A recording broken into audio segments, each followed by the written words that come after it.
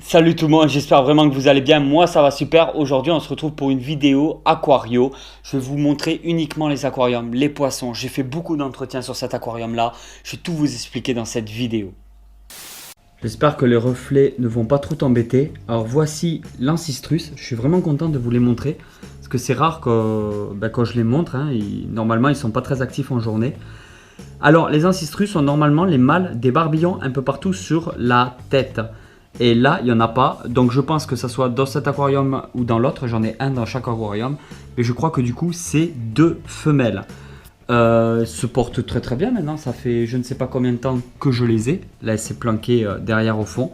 Alors en poisson, nous avons des guppies et des platies. C'est vraiment ce qu'on a le plus dans les poissons. Voilà notre guppy. Alors celui-là a une malformation. Il y en avait deux ou trois avec des malformations et les autres non. Après, pour faire un mélange et éviter un peu le surplus de consanguinité, j'avais pris des guppies de cet aquarium-là pour les mettre dans l'autre et des guppies de l'autre aquarium pour les mettre dans celui-là. Pareil pour les platies, pour un peu renouveler tout ça, les souches. Mais il faudrait peut-être que j'achète en magasin quelques nouveaux poissons. Tout se passe bien, tout se passe vraiment très bien. L'écrevisse, elle est vraiment quelque part à l'intérieur. Je voulais vous la montrer. Ah, je la vois, mais vous ne la verrez pas. Elle est vraiment derrière toutes ces plantes, tout au fond. On va passer surtout à l'aquarium d'à côté qui est le sujet principal. Bon là j'ai fait un petit entretien vite fait, j'ai fait un petit changement d'eau. Je me suis occupé, c'était hier soir, de retailler quelques plantes. J'ai vu qu'il y avait quelques algues qui poussent à ce niveau là. Donc il va falloir que je fasse attention à ça. Mais dans l'ensemble nous sommes vraiment pas trop mal du tout. Il y a quelques escargots encore comme ceux-là, là, des escargots carnivores un peu partout. Tout se passe vraiment très bien. On va passer à l'aquarium d'à côté, qui est devenu nettement plus joli. Je vais vous expliquer un petit peu tout ça. Alors les tortues, toujours pareil, elles se mettent en dessous de la pierre. On voit un petit bout de tête dépassé. Il est très clair. Il est vraiment très très clair. J'ai fait un changement d'eau. Je me suis aperçu qu'on avait beaucoup de bébés. Je ne sais pas si tu vas les voir directement. Je vais vous faire des gros plans avec le caméscope tout à l'heure. Voilà, il y a des tout petits bébés. Je crois que c'est des petits bébés guppies. Il y a plus de poissons, j'ai remarqué dans cet aquarium-là, malgré qu'il y ait la tortue. C'est vraiment pour dire que la tortue ne mange pas les poissons. Alors là, ils ont faim, ils me voient y arriver, donc forcément, ils se mettent là, ils attendent de la nourriture. Ils sont très actifs parce qu'on les nourrit le matin. Là, je suis en train de tourner la vidéo un matin. Cette plante-là, c'est la seule qui est survécue à la tortue et elle s'est super bien développée. Je ne sais pas pourquoi la tortue s'est toujours attaquée aux plantes dans cet aquarium-là, enfin les tortues. Mais cette plante-là, par contre, n'a jamais rien subi. Il y a encore des petits algues pinceaux comme celle-là. De temps en temps, je crache, je les enlève. Mais je crois que j'en aurai toujours plus ou moins à cause du courant de l'eau et en haut de la lumière UVB qui est juste au-dessus de l'aquaterrarium. Pour les algues, la prolifération d'algues, si je dis pas de bêtises, c'est surtout en fait dû à l'éclairage. Si on n'a pas le bon éclairage, et à la pollution de l'eau. Donc les tortues, quand ça fait caca dans l'eau, ça fait pas du bien à l'eau. Les acanthosaura se baignent souvent dans les aquariums. Alors je pense que honnêtement, quand ils vont dedans, je les ai pas vus faire, mais je pense que s'ils doivent déféquer aussi dans les aquariums. Alors après, là, il y a des tiges, des plantes, parce que du coup, le potos d'en haut, commence à tremper de plus en plus dans l'aquarium. Et partout où le potos trempe, les racines se développent. Comme ici, là-bas, il y a beaucoup de racines aussi. Ici, à ce niveau-là, il y a beaucoup de racines aussi. Mais je trouve que cet aquarium rend déjà beaucoup mieux. C'est beaucoup plus intéressant. Et là, comme vous voyez, tous ces petits déchets, là, tout ce substrat, en fait, c'est de la coco, parce que les acanthosaura d'en haut font tomber de temps en temps des morceaux de coco, parce qu'en haut, ils ont du substrat, hein, et ils font tomber du substrat dans l'eau. Donc il y a un petit peu de coco dans l'eau. Après, il y a vraiment beaucoup d'éclairage pour les aquariums. L'éclairage est vraiment très présent. Parce que là, si on regarde par-dessus, voilà comment ça se passe. Il y a un néon juste là. Il y a un néon juste là, il y a la lampe, alors ça fait beaucoup en éclairage.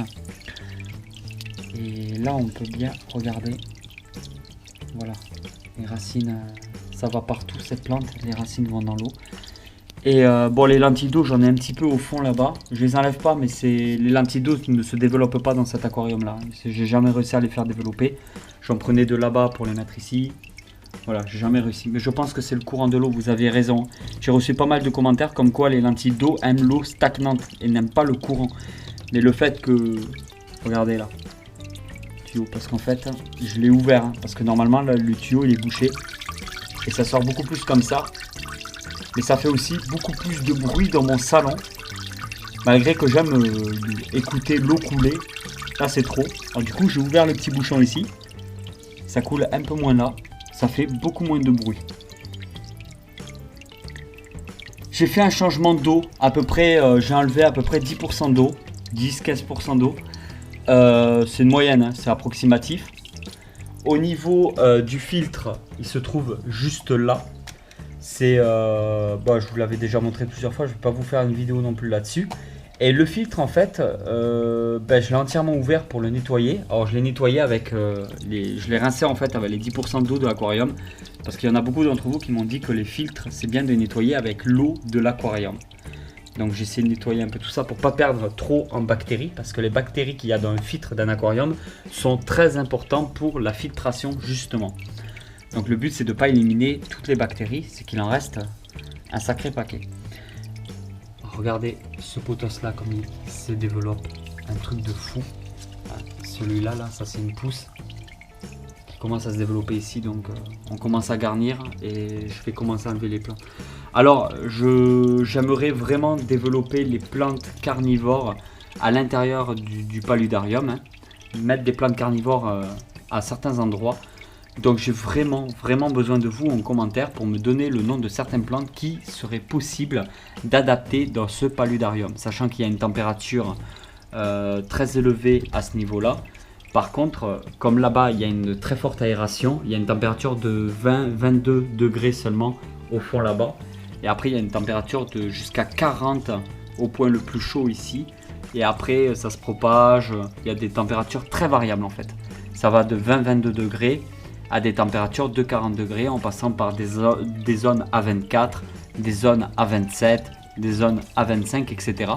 C'est vraiment le top parce que ça permet aux Acanthosaura de se mettre vraiment partout où ils veulent, suivant s'ils ont chaud, froid, etc.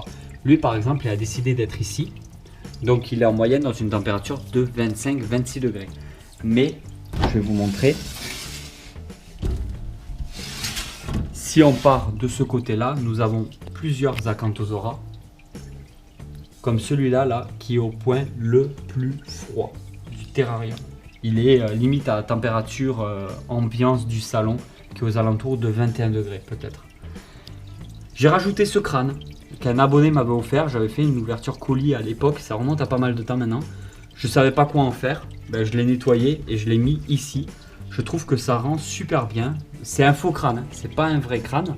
C'est de la déco, peut-être Exotera, je ne me rappelle plus personnellement. Si tu sais, tu peux toujours le mettre en commentaire. Et du coup, j'ai décidé de le mettre ici. Je trouvais que ça rendait super bien. Alors là, je répète qu'il n'y a pas de mousse dans le filtre, il n'y a rien du tout, hein. C'est-à-dire que là, c'est juste du brassage d'eau. C'est-à-dire qu'en fait, l'aquarium de gauche, c'est les plantes qui filtrent entièrement l'aquarium. Les plantes, les lentilles d'eau, tout ça. Je fais jamais de changement d'eau, je ne fais jamais rien. En fait, cet aquarium, j'y touche quasiment pas. Le truc que je refais régulièrement, c'est juste la taille des plantes. Sinon, c'est vraiment trop de plantes, la lumière ne passe plus. Et ça fait moins joli esthétiquement. Quand on voit pas la lumière passer, on ne voit pas trop ce qu'il y a dans l'aquarium. Mais là, il n'y a pas eu de changement d'eau, il n'y a rien qui a été fait. L'eau, elle est nickel. Quand on regarde le substrat, il est nickel.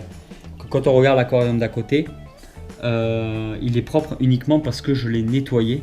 Mais ensuite, il n'est pas si propre que ça si je laisse faire, même avec la grosse filtration qui, elle, par exemple, a tout ce qu'il faut à l'intérieur pour pouvoir filtrer.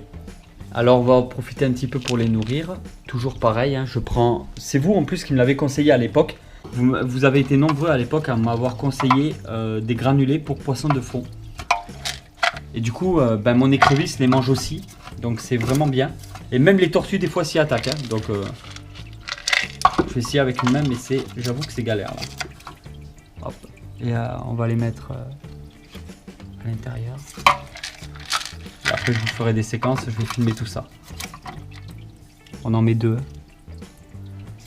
2 dans chaque aquarium parce que l'ancistrus, déjà, lui tout seul, il va en bouffer un.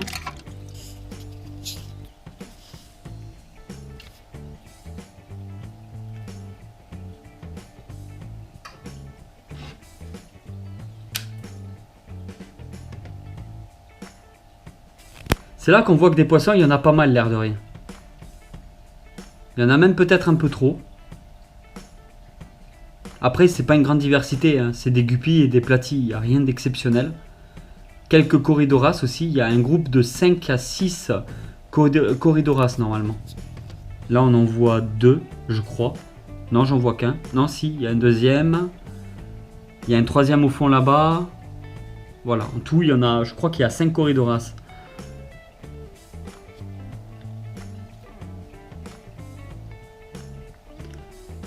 Alors je sais qu'il y a des choses que je fais pas bien, je sais que l'aquario, voilà, c'est pas le milieu que je fais le mieux, mais j'ai pas de mortalité, jamais, j'ai de la reproduction.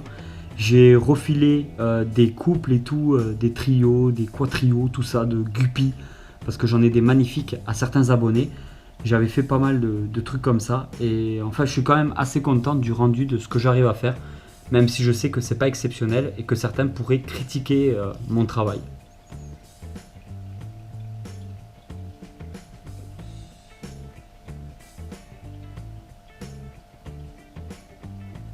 Pour l'instant, il n'y a pas l'ancistrus qui a débarqué, il n'y a pas non plus les tortues qui ont débarqué, je suis quand même assez étonné.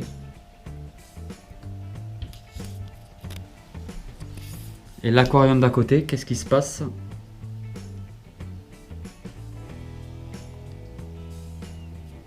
Pareil, pas d'ancistrus pour le moment. Pas d'écrevisses non plus.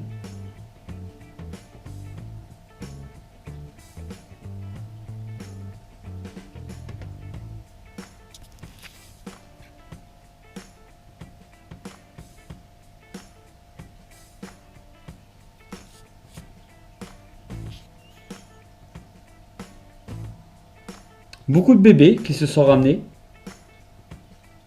J'y croyais pas, mais en fait, il y a pas mal de bébés partout. Petits bébés guppies, je pense. Il y en a partout, partout. Donc si ça continue à se développer, hein.